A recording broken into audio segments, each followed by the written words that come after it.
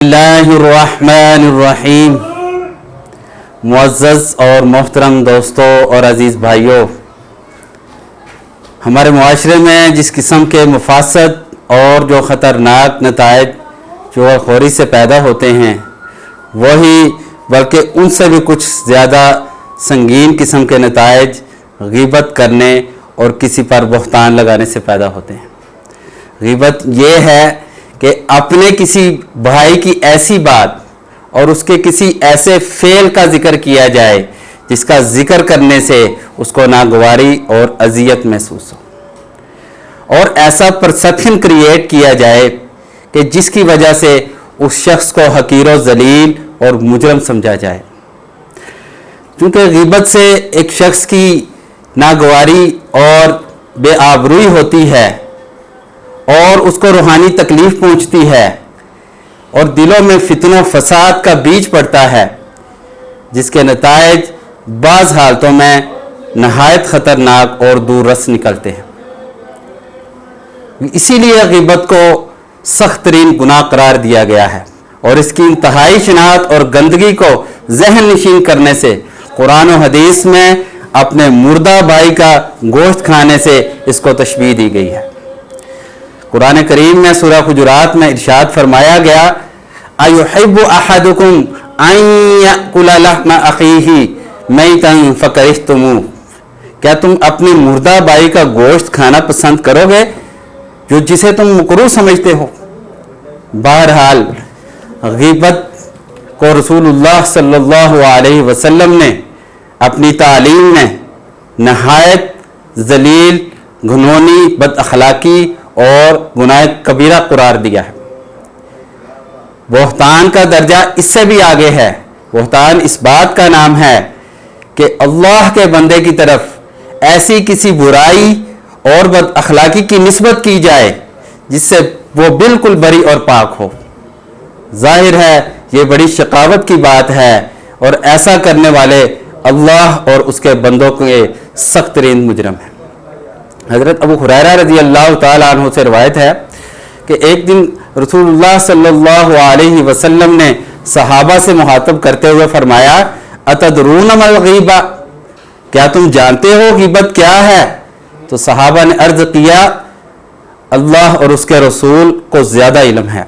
आप सल्लल्लाहु अलैहि वसल्लम ने इरशाद फरमाया, तुम्हारा अपने भाई को इस तरह जिक्र करना जिससे उसको नागवारी और अजियत हो, बस ये ग़ीबत है। किसी सहाबी ने अर्ज़ किया, हुजूर अगर मैं अपने भाई की ऐसी बुराई का जिक्र करूं जो वाक़अतन उसमें मौजूद हो तो क्या ये भी ग़ीबत है? आप सल्लल्लाहु अलैहि वसल्लम ने इरशाद फरमाया, इन कान फीही मा तक़ूलु फ़क़द इग़तबतहु व इल्लम यकुन फ़ीही मा तक़ूलु फ़क़द बहत्ता।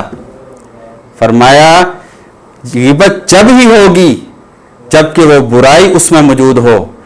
अगर उसमें वो बुराई और ऐब मौजूद ही नहीं जिसकी तरफ तुमने उसको निस्बत करके जिक्र किया तो फिर तो ये बहतान है, और बहतान सरासर झूठ पर मबनी होता है, और ये बहतान ग़ीबत से ज़्यादा संगीन और सख्त है।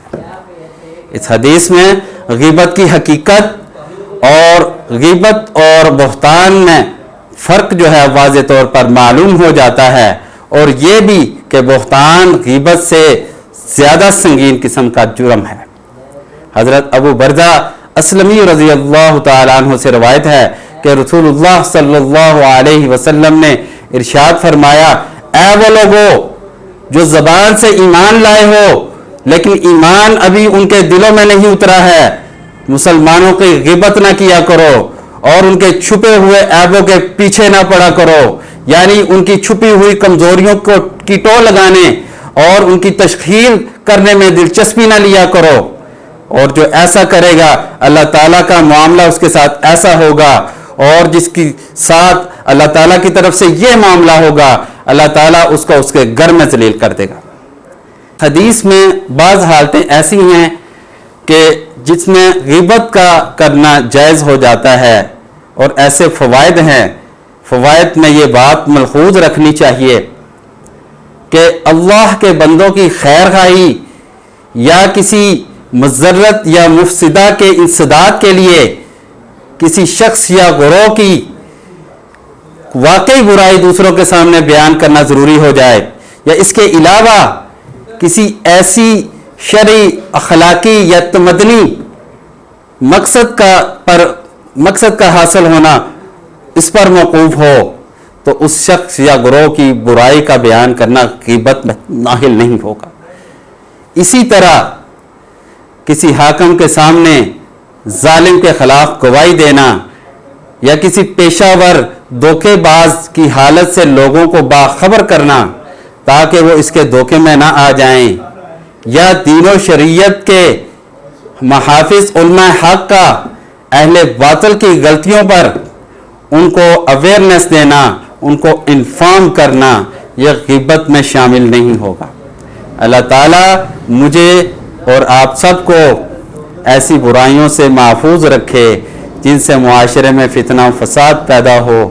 آمین ثم آمین، وما علینا الا البلاغ المبین۔